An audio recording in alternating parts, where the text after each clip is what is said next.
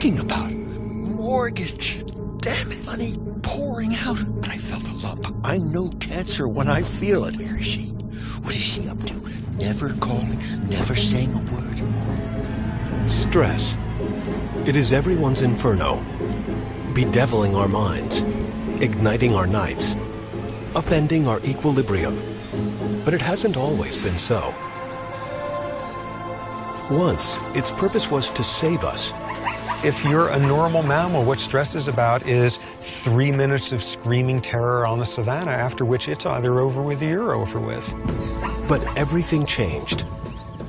What once helped us survive has now become the scourge of our lives. And I just burst into tears. And wept. And wept. Today, scientific discoveries in the field Got him. Good. and in the lab prove that stress is not a state of mind, but something measurable and dangerous. This is not an abstract concept. It's not something that maybe someday you should do something about. You need to attend to it today. In some of the most unexpected places, scientists are revealing just how lethal stress can be. Chronic stress could do something as unsubtle and grotesque as kill some of your brain cells. The impact of stress can be found deep within us, shrinking our brains, adding fat to our bellies, even unraveling our chromosomes. This is real. This is not just somebody whining. Stress, savior, tyrant, plague. Its portrait revealed.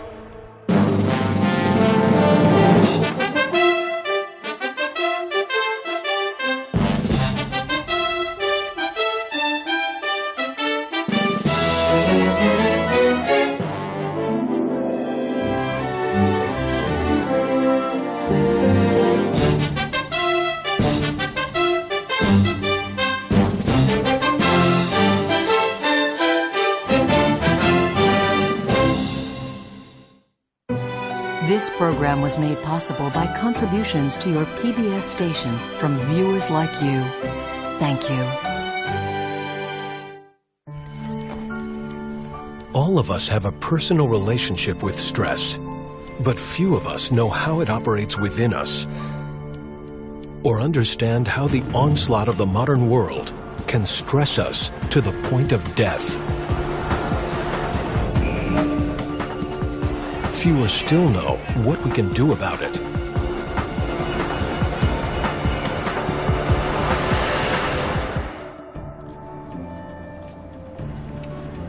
But over the last 3 decades, Stanford University neurobiologist Robert Sapolsky has been advancing our understanding of stress, how it impacts our bodies, and how our social standing can make us more or less susceptible. Is the aggregate bad news and Most of the time, you can find him teaching and researching in the high-achieving, high-stressed world of brain science. paper is this huge contrast between classical. But that's only part of his story. For a few weeks every year or so, Sapolsky shifts his lab to a place more than 9,000 miles away on the plains of the Masai Mara Reserve in Kenya, East Africa.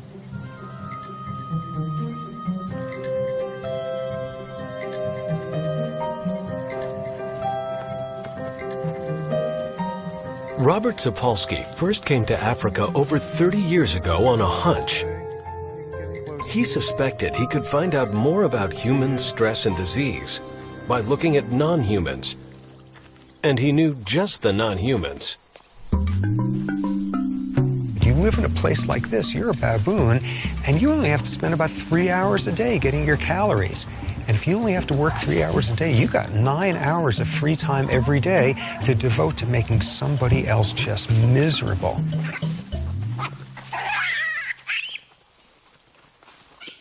They're not being stressed by lions chasing them all the time. They're being stressed by each other.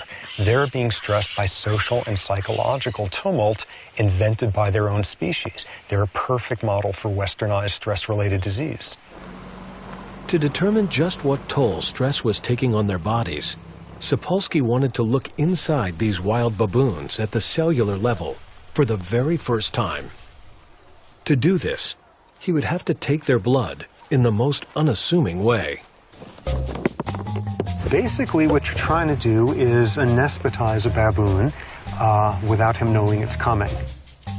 Because you don't want to have any of this anticipatory stress. So you can't just, get in your Jeep and chase the baboon up and down the field for 3 hours and finally, when he's winded, dart him with an anesthetic. Now, the big advantages of a blowgun are that it's pretty much silent and hasn't a whole lot in the way of moving parts, but the big drawback is it doesn't go very far. So what you spend just a bizarre amount of time doing is trying to figure out how to look nonchalant around a baboon. Got him. Time. Okay, he is wobbling now. Okay, whoop, here he goes. From each baboon blood sample, Robert measured levels of hormones central to the stress response. Well, to make sense of what's happening in your body, you've got these two hormones that are the workhorses of the whole stress response. One of them, we all know, adrenaline, American version epinephrine. The other is a less-known hormone called glucocorticoids. It comes out of the adrenal gland along with adrenaline, and these are the two backbones of the stress response. That stress response and those two hormones are critical to our survival. Because what stress is about is somebody is very intent on eating you, or you are very intent on eating somebody, and there's an immediate crisis going on. When you run for your life, basics are all that matter. Lungs work overtime to pump mammoth quantities of oxygen into the bloodstream. The heart races to pump that oxygen throughout the body, so muscles respond instantly. You need your blood pressure up to deliver that energy. You need to turn off anything that's not essential. Growth, reproduction, you're running for your life. This is no time to ovulate. Tissue repair, all that sort of thing. Do it later if there is a later. When the zebra escapes, its stress response shuts down. But human beings can't seem to find their off switch. We turn on the exact same stress response for purely psychological states, thinking about the ozone layer, the taxes coming up, mortality, 30-year mortgages. We turn on the same stress response, and the key difference there is we're not doing it for a real physiological reason, and we're doing it nonstop. By not turning off the stress response when reacting to life's traffic jams, we wallow in a corrosive bath of hormones. Even though it's not life or death, we hyperventilate, our hearts pound, muscles tense. Ironically, after a while, the stress response is more damaging than the stressor itself because the stressor is some psychological nonsense that you're falling for. No zebra on Earth running for its life would understand why fear of speaking in public would cause you to secrete the same hormones that it's doing at that point to save its life. Stress is the body's way of rising to a challenge, whether the challenge is life-threatening, trivial, or fun. You get the right amount of stress and we call it stimulation. The goal in life isn't to get rid of stress. The goal in life is to have the right type of stress, because when it's the right type, we love it. We jump out of our seats to experience it. We pay good money to get stressed that way. It tends to be a moderate stressor, where you've got a stressor that's transient. It's not for nothing roller coaster rides are not 3 weeks long. And most of all, what they're about is you relinquish a little bit of control in a setting that overall feels safe. But in real life, for so many of us primates, including Robert's baboons, control is not an option.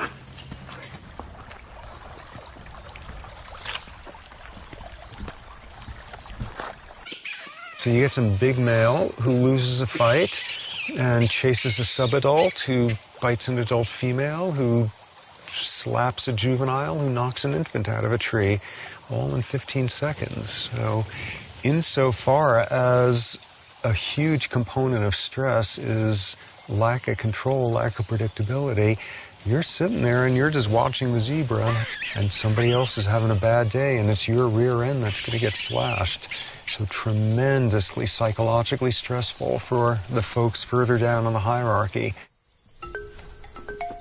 One of Robert's early revelations was identifying the link between stress and hierarchy in baboons. Some baboon troops are over 100 strong. Like us, they have evolved large brains to navigate the complexities of large societies. Survival here requires a kind of baboon political savvy, with the most cunning and aggressive males gaining top rank and all the perks. Females for the choosing, all the food they can eat, and an endless retinue of willing groomers. Every male knows where he stands in society, who can torture him, whom he can torture, and who in turn the torturee can torture. Well, this sounds like a terrible thing to confess after 30 years, but I don't actually like baboons all that much. I mean, there's been individual guys over the years who I absolutely love, but they're these schemy, backstabbing, Machiavellian bastards. They're awful to each other. So they're great for my science. I mean, I'm not out here to commune with them. They're perfect for what I study. 22 years ago, at the age of 30, Sapolsky's landmark research earned him the MacArthur Foundation's Genius Fellowship. His early work, measuring stress hormones from extracted blood, led to two remarkable discoveries. A baboon's rank determined the level of stress hormone in his system. So if you're a dominant male, you can expect your stress hormones to be low. And if you're submissive, much higher. But there was an even more revealing find. In Sapolsky's sample, low rankers, the have-nots, had increased heart rates and higher blood pressure. This was the first time anyone had linked stress to the deteriorating health of a primate in the wild. Basically, if you're, a stressed, unhealthy baboon in a typical troop, high blood pressure, elevated levels of stress hormones, you have an immune system that doesn't work as well, your reproductive system is more vulnerable to being knocked out of whack, your brain chemistry is one that bears some similarity to what you see in clinically depressed humans, and all that stuff, those are not predictors of a hale and hearty old age.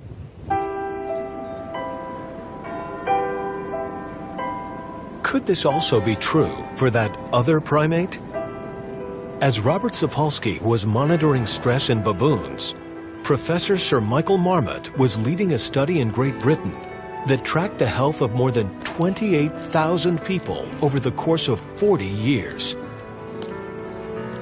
It was named for Whitehall, citadel of the British Civil Service, where every job is ranked in a precise hierarchy. The perfect laboratory to determine whether in humans there might be a link between rank and stress.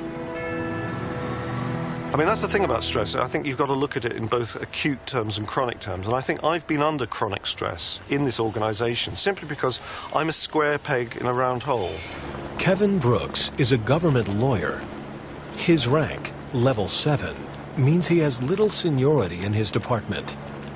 He lives the life of a subordinate. I think what I was most aware of at the time was the workload and how I had most of it under control, but one of my cases wasn't wholly under control. I'd let it slip. And it was a bit like, being in a car and hitting an ice patch and skidding.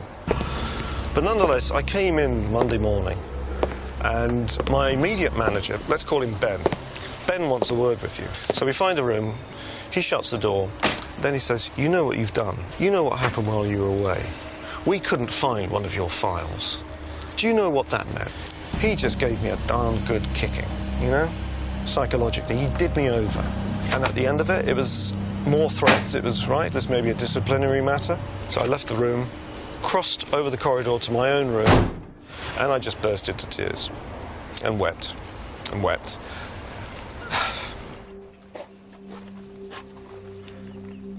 Sarah Woodall also works for the government. Unlike Kevin, she is a senior civil servant. There are about 160 people reporting to me ultimately, one way or another, within the sector.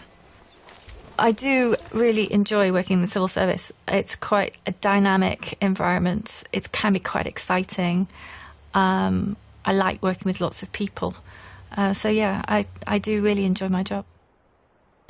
Such dramatically different reflections dramatize one of the most astounding scientific findings in the Whitehall study. Firstly, it showed that the lower you were in the hierarchy, the higher your risk of heart disease and other diseases. So people second from the top had higher risk than those at the top. People third from the top had higher risk than those second from the top. And it ran all the way from top to bottom.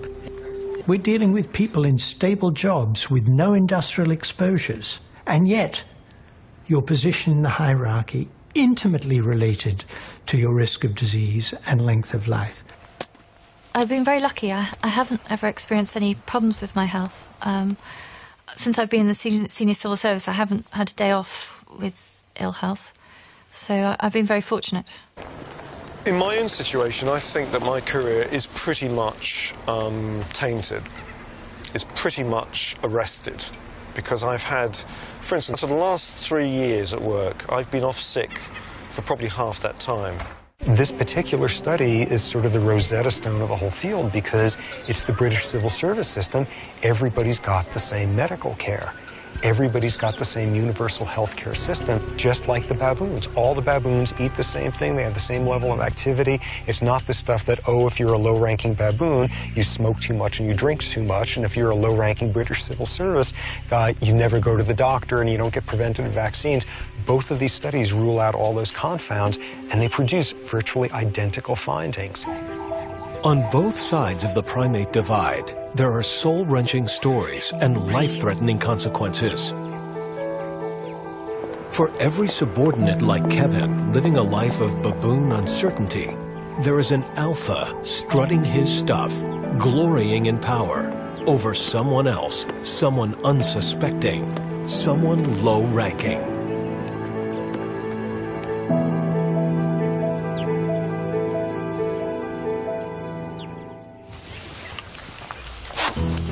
Got him.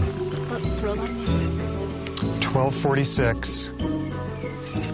Do either of you see where the dart is? Yeah, I do. Okay, guys, who do you think's higher ranking? Our guy. Yeah.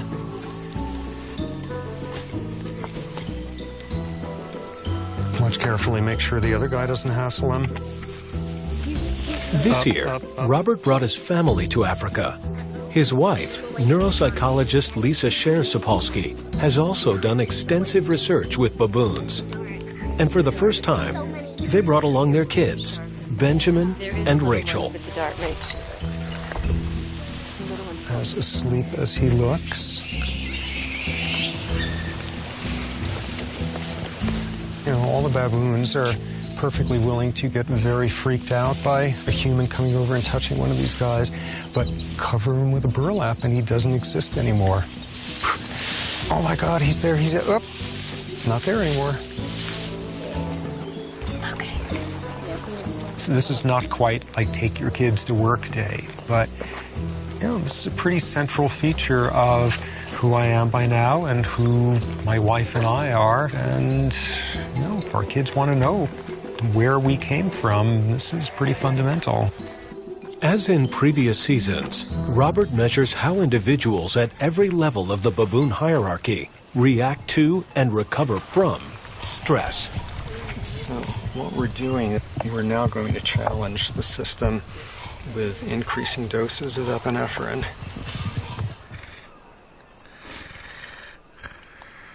The baboon's response is immediately picked up in its blood, vital signs that can be deep frozen in perpetuity.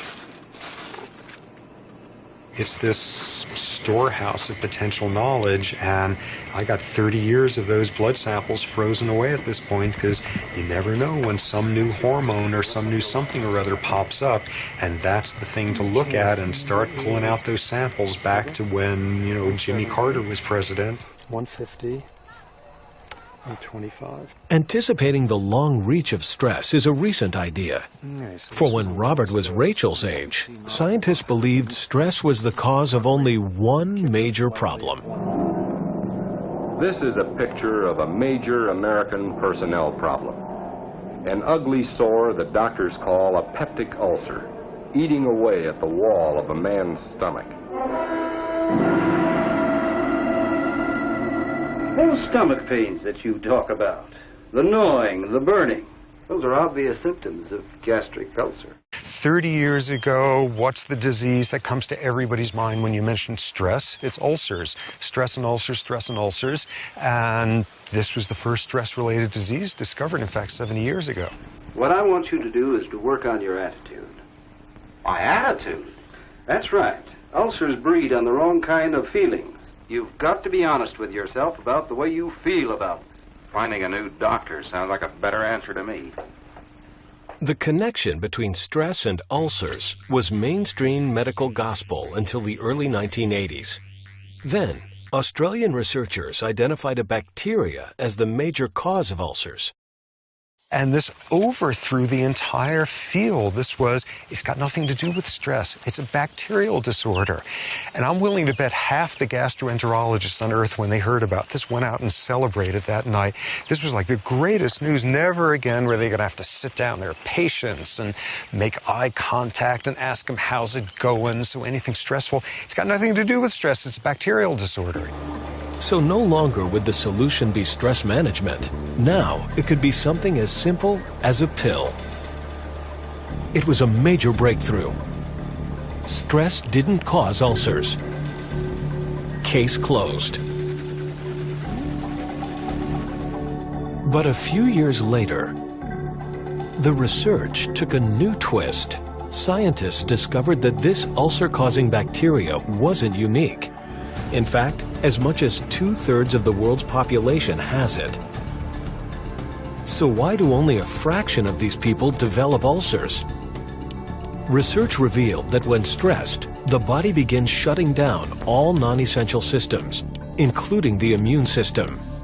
And it became clear that if you shut down the immune system, stomach bacteria can run amok.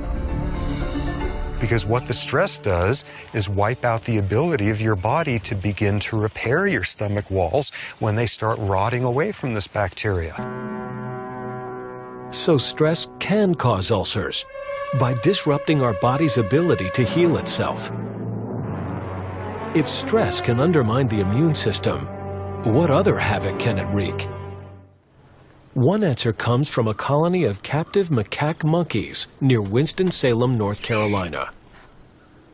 People think of stress as something that keeps them up at night or something that makes them yell at their kids. But when you ask me, what is stress? I say, look at it. It's this huge plaque in this artery. That's what stress is. For 2 decades, Dr. Carol Shively has been studying the arteries of macaques. Like baboons and British civil servants, these primates organize themselves into distinctly hierarchical groups and subject one another to social stress. Stress hormones can trigger an intense negative cardiovascular response, a pounding heart, and increased blood pressure. So if stress follows rank, would the cardiovascular system of a high-ranking macaque, call him a primate CEO, be different from his subordinate? When Shively looked at the arteries of a dominant monkey, one with little history of stress, its arteries were clean. But a subordinate monkey's arteries told a grim tale. A subordinate artery has lots more atherosclerosis built up inside it than a dominant artery is. Stress and the resulting flood of hormones had increased blood pressure, damaging artery walls, making them repositories for plaque. So now when you feel threatened, your arteries don't expand and your heart muscle doesn't get more blood, and that can lead to a heart attack. This is not an abstract concept. It's not something that maybe someday you should do something about. You need to attend to it today because it's affecting the way your body functions. And stress today will affect your health tomorrow and for years to come.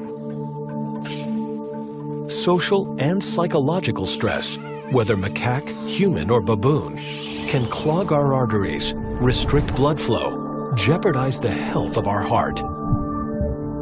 And that's just the beginning of stress's deadly curse.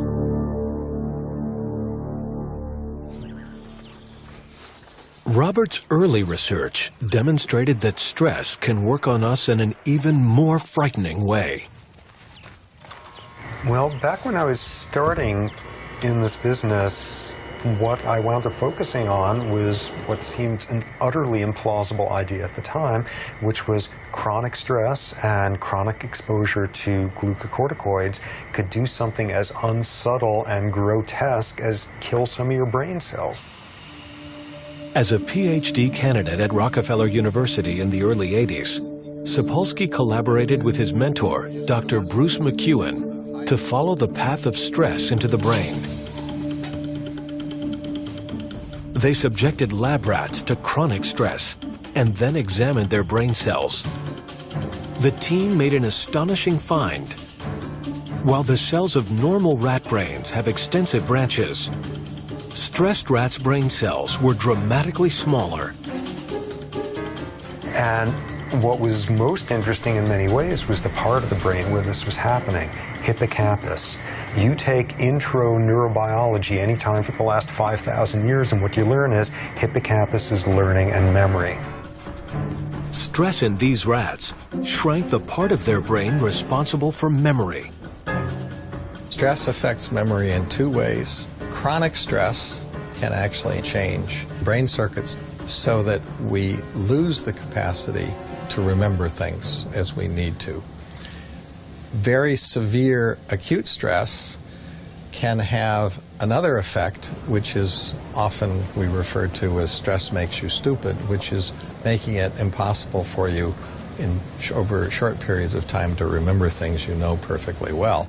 We all know that phenomenon. We all know that one from back when we stressed ourselves by not getting any sleep at all, and the next morning at 9 o'clock, we couldn't remember a single thing for that final exam. You take a human and stress them big time, long time, and you're going to have a hippocampus that pays the price as well. In addition to undermining our health, stress can make us feel plain miserable. Carol Shively set out to find out why. She began not with misery, but with pleasure. Shively suspected that there was a link between stress, pleasure, and where we stand on the social hierarchy. Just like stress, pleasure is linked to the chemistry of the brain. When a neurotransmitter called dopamine is released in the brain, it binds to receptors signaling pleasure. Shively used a PET scanner to examine the brain of a non-stressed primate, our primate CEO. What we see is that the brains of dominant monkeys light up bright with lots of dopamine binding in this area that's so important to reward and feeling pleasure about life. Shively then looked at the subordinate's brain. What we discovered is that the brains of the subordinate monkeys are very, very dull because there's much less receptor binding going on in this area. Why is that? What is it about this area of the brain? When you have less dopamine, everything around you that you would normally take pleasure in is less pleasurable. So the sun doesn't shine so bright, the grass is not so green, food doesn't taste as good. It's because of the way your brain is functioning that you're doing that, and your brain's functioning that way because you're low on the social status hierarchy. One feature of low rank is being low ranking, the reality. An even stronger feature by the time you get to humans is not just being low ranking or poor, it's feeling low ranking or poor. And one of the best ways for society to make you feel like one of the have-nots is to rub your nose over and over and over again with what you don't have. Richmond, California, a town where society's extremes can be spotted right from your car. This is cardiologist Jeffrey Ritterman's regular commute. can learn a lot about the stress and health outcome just from the neighborhoods you visit. In this neighborhood, the life expectancy is quite good, and most of the people are pretty healthy. And as we reach the top of the hill, it gets to be a little bit less privileged. And as we make this transition, the social status begins to drop, and correspondingly, in those areas, the health outcome is much worse. And these people are not going to have the same life expectancy as the people in the middle-class area we started in. People are on guard. People are vigilant. They're living a more stressful life. This is a community that produces high stress hormones in people, and over time, it takes its toll. One of Dr. Ritterman's patients is 65-year-old Emmanuel Johnson. His career? Guidance counselor in one of America's most dangerous neighborhoods. Well, last year, I think we had 47 homicides. You know, in the last 4 days, we had 11 shootings, 3 deaths. And I just know 9 times out of 10, it's going to be a relative or someone that the kids know. For Emmanuel Johnson, there is a price for chronic exposure to this stress. 5 years ago, I had a heart attack. I'm a diabetic, too. I have to work on it constantly. I've been in this business 20 years, so it's stressful, just working the job. So over the years, the cholesterol, the blood pressure, the sugar came on later, but the stress was always there long before they came on. Emmanuel Johnson's body may be telling yet another story of stress. The Whitehall study in England found an incredible link between stress, your position in the social hierarchy, and how you put on weight. So it may not be just putting on weight, but also the distribution of that weight. And the distribution of that weight, putting it on round the center, is related to position in the hierarchy, and that in turn may be related to chronic stress pathways. So we said, does that happen in monkeys? Because they organize themselves in a hierarchy too. And it turns out that it does.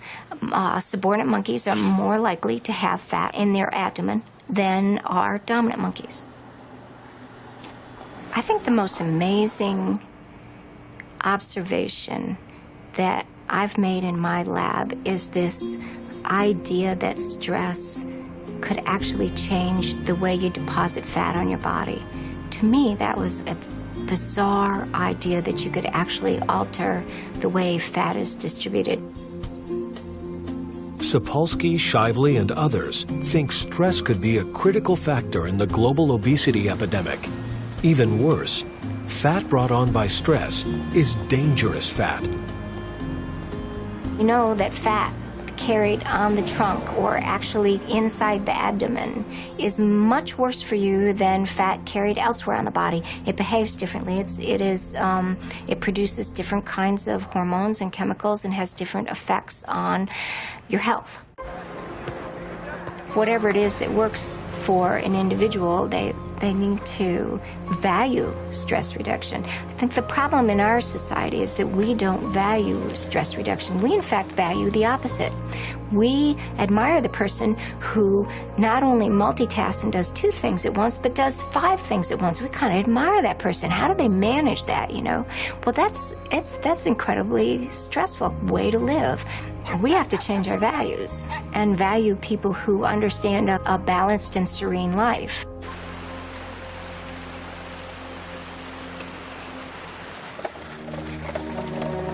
One heartbreaking moment in history reveals that stress may, in fact, damage us long before we are even aware.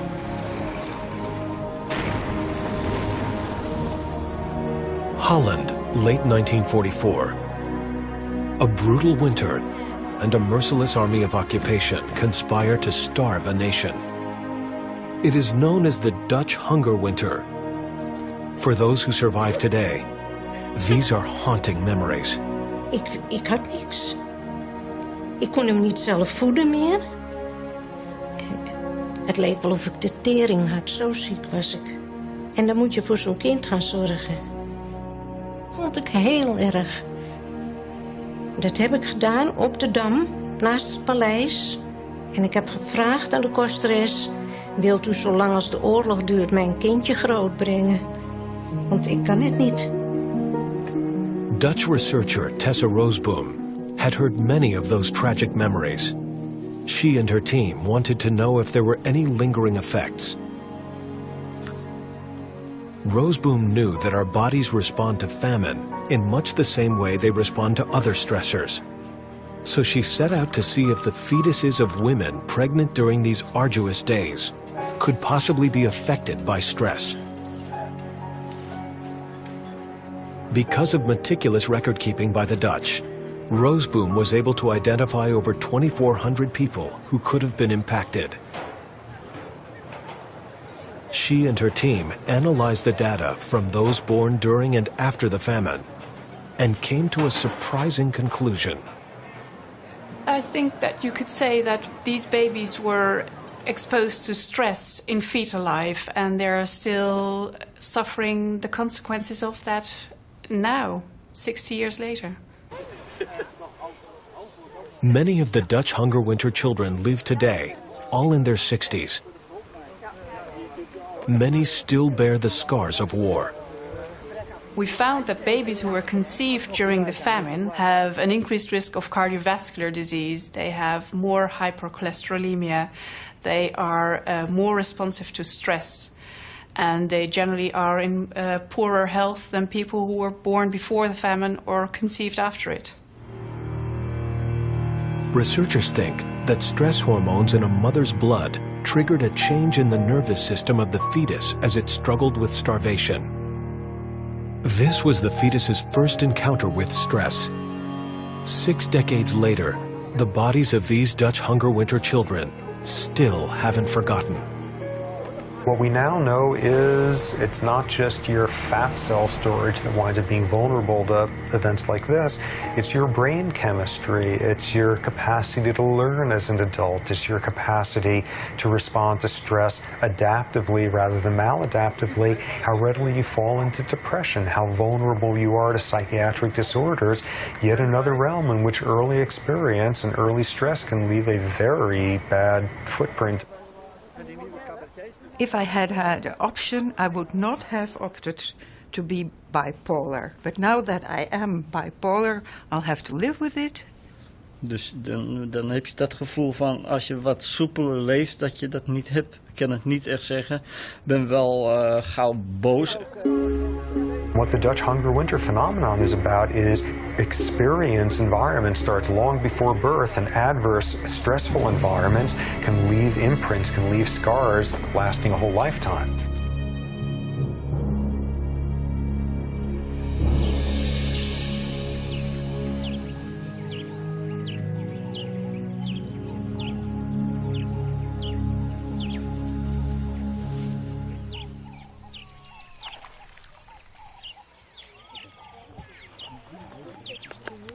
We're just taking fingerprints because no baboon has the same fingerprint as another one.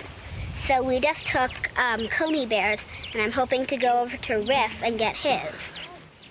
During this year's multi-generational research, Robert, who has spent his career documenting stress's effects on the individual and on the cell, tracks the trail of stress even deeper into our bodies. One of the most interesting new directions of stress research is taking the effects of stress down to a nuts and bolts level of how cells work, how genes work, that half a dozen years ago nobody could have imagined. The once unimaginable genetic structures called telomeres, which protect the ends of our chromosomes from fraying. As we age, our telomeres shorten. What's interesting is stress, by way of stress hormones, can accelerate the shortening of telomeres. So the assumption is for the exact same aged guys, if you're a low-ranking guy who's just marinating in stress hormones, your telomeres are going to be shorter. So how does this formidable finding apply to us? San Rafael, California. Once a week, Janet Lawson keeps a very important appointment. She joins other mothers who share circumstances that produce chronic, unremitting stress. So, but she loses her balance, and that's the scary part. So we just went out actually last night and bought a new helmet just for fun. I found that as she's getting older and wanting more independence, it's getting harder. Each of these women is mother to a disabled child. And for us, my son's only 8, and there's enough I can handle, and I don't allow myself to go too much out. I can't. I had a friend recently who said to me, you know, I think you really should consider putting Lexi in a home. And that was really stressful in and of itself to think, wow. So, sorry. No, don't be sorry, honey. So it's like, wow, how could you even say that? She's, you know, a little girlfriend. She's, even though she can't really communicate, she loves.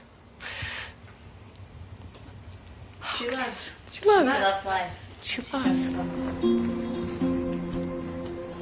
These remarkable women came to the attention of biologist Dr. Elizabeth Blackburn. I didn't directly know the individuals, but I know the stories. I'm a mother myself, and so when I heard about this cohort, I really thought it was worthwhile finding out what really is happening at the heart of the cells in these mothers who are doing such a difficult thing for such a long time.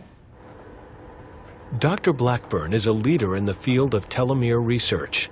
We have 46 chromosomes, and they're capped off at each end by telomeres. Nobody knew in humans whether telomeres and their fraying down over life would be affected by chronic stress. And so we decided we would look at this cohort of chronically stressed mothers, and we decided to ask what's happening to their telomeres and to the maintenance of their telomeres. What we found was the length of the telomeres directly relates to the amount of stress somebody is under and the number of years that they've been under the stress.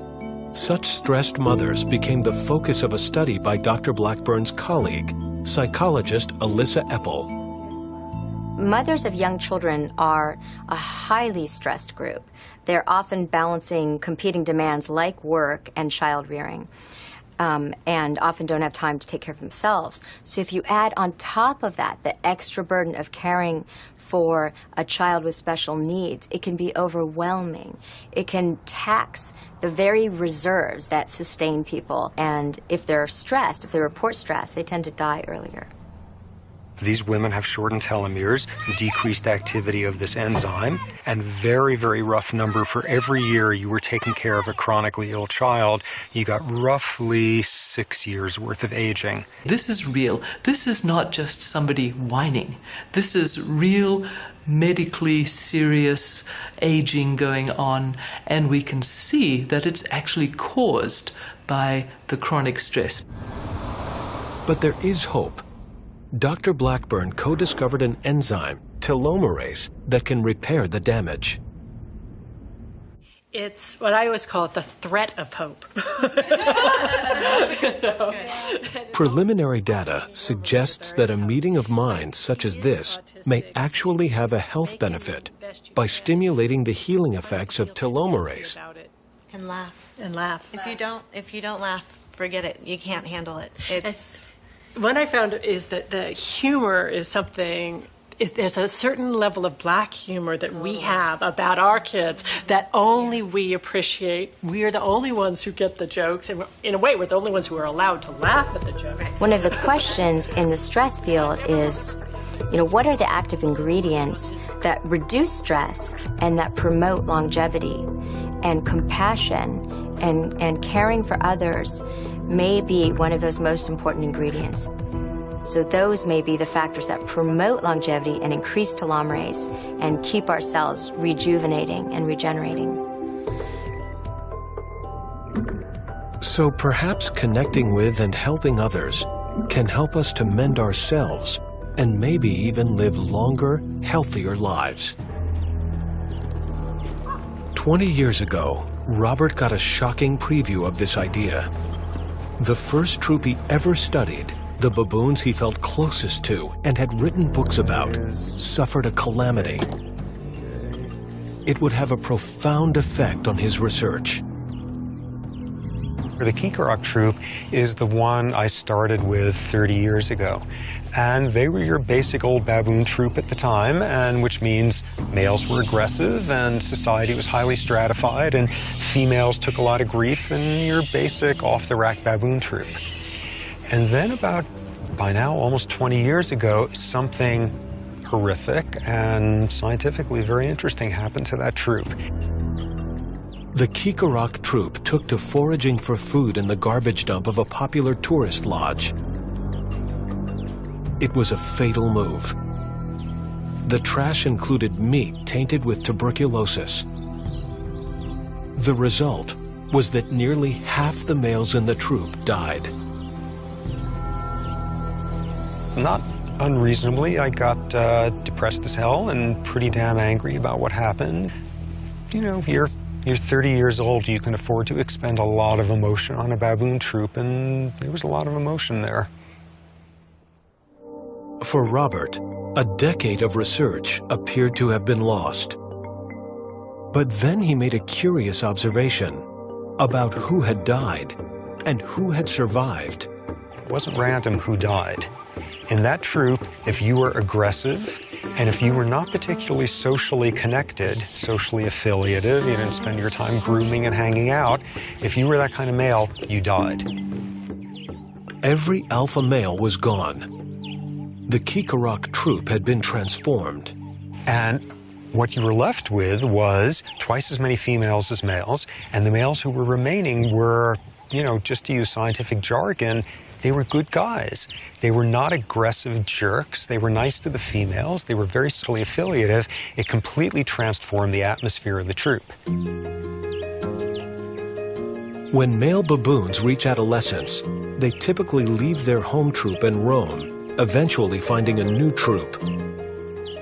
And when new adolescent males would join the troop, they'd come in just as jerky as any adolescent males elsewhere on this planet, and it would take them about 6 months to learn, we're not like that in this troop. We don't do stuff like that. We're not that aggressive. We spend more time grooming each other. Males are calmer with each other. You do not dump on a female if you're in a bad mood. And it takes these new guys about 6 months, and they assimilate this style, and you have baboon culture, and this particular troop has a culture of very low levels of aggression and high levels of social affiliation, and they're doing that 20 years later. And so the tragedy had provided Robert with a fundamental lesson, not just about cells, but how the absence of stress could impact society. Do these guys have the same problems with high blood pressure? Nope. Do these guys have the same problems with brain chemistry related to anxiety, stress hormone levels? Not at all. It's not just your rank, it's what your rank means in your society. And the same is true for humans, with only a slight variation. We belong to multiple hierarchies, and you may have the worst job in your corporation and no autonomy and control and predictability, but you're the captain of the company softball team that year, and you better bet you are going to have all sorts of psychological means to decide it's just a job, 9 to 5, that's not what the world is about. What the world's about is softball, I'm the head of my team, people look up to me, and you come out of that deciding you are on top of the hierarchy that matters to you.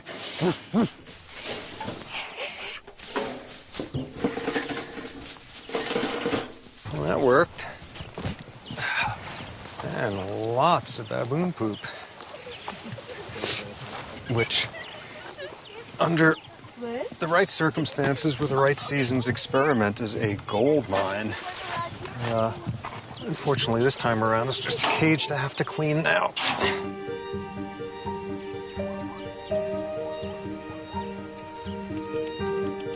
I'm studying stress for 30 years now, and I even tell people how they should live differently. So presumably I should have incorporated all of this, and the reality is, like, I'm unbelievably stressed and type A and poorly coping, and, like, why else would I study this stuff 80 hours a week? No doubt everything I advise is going to lose all its credibility if I keel over dead from a heart attack in my early 50s. Nah, I'm not good at dealing with stress.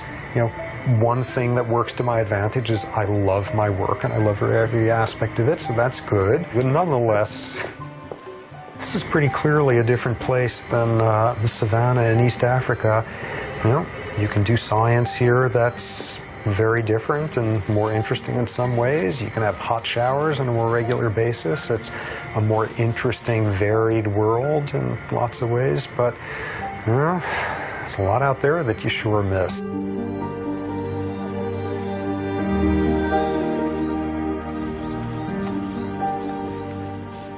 It is a pretty miraculous place where every meal tastes good and you're 10 times more aware of every sensation. This is a hard place to come to year after year without getting, I think, a very different metabolism and temperament. I'm more extroverted here, I'm more happy. It's a hard place not to be happy.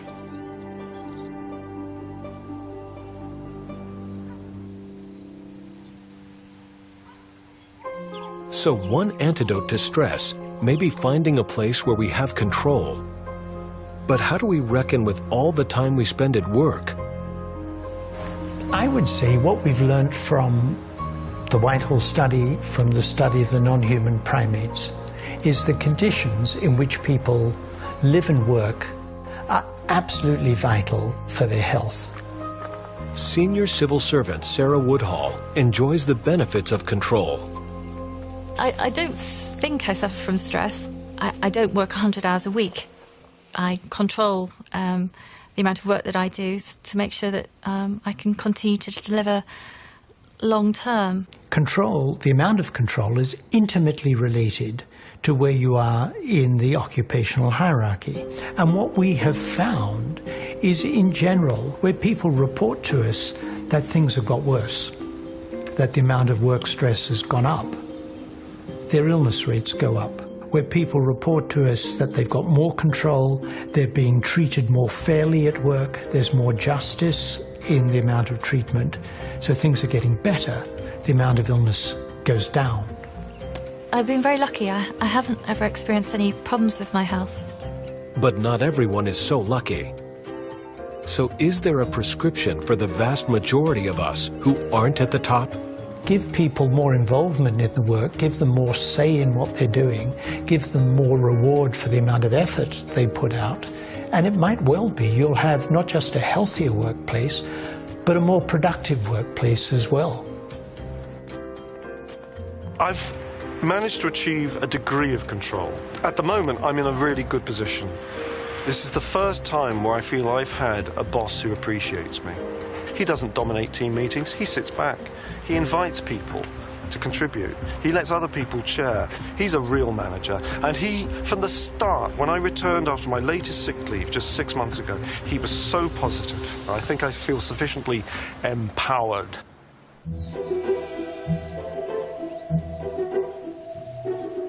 Who would have imagined that Robert's baboons would point us humans towards a stress-free utopia?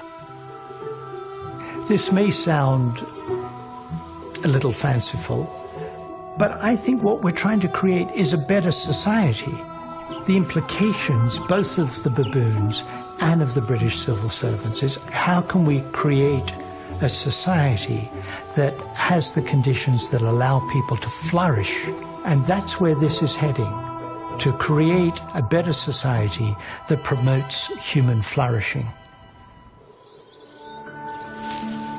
So what do baboons teach the average person in there? Don't bite somebody because you're having a bad day. Don't displace on them in any sort of manner. Social affiliation is a remarkably powerful thing, and that's said by somebody who lives in a world where ambition and drive and type A-ness and all of that sort of thing dominates. Those things are real important, and one of the greatest forms of sociality is giving rather than receiving, and all of those things make for a better world.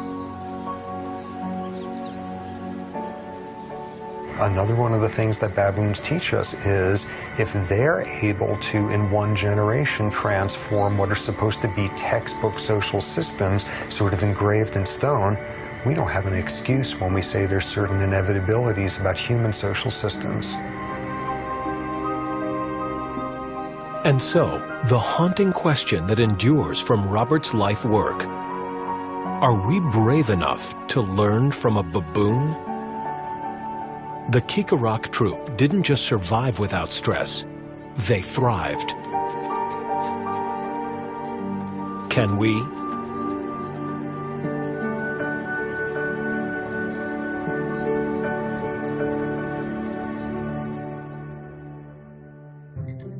To order Stress, Portrait of a Killer on DVD, call PBS Home Video at 1-800-PLAY-PBS or visit us online at shoppbs.org.